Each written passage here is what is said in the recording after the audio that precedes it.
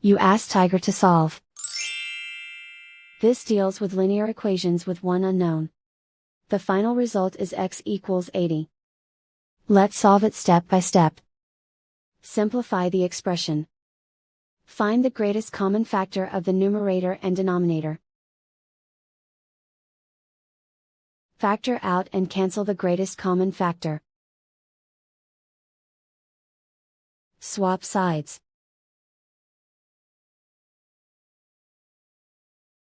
Isolate the x. Multiply both sides by 100. Group like terms. Multiply the coefficients. Simplify the fraction.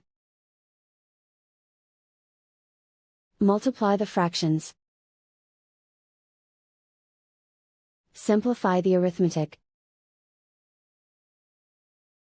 And so the final result is x equals 80.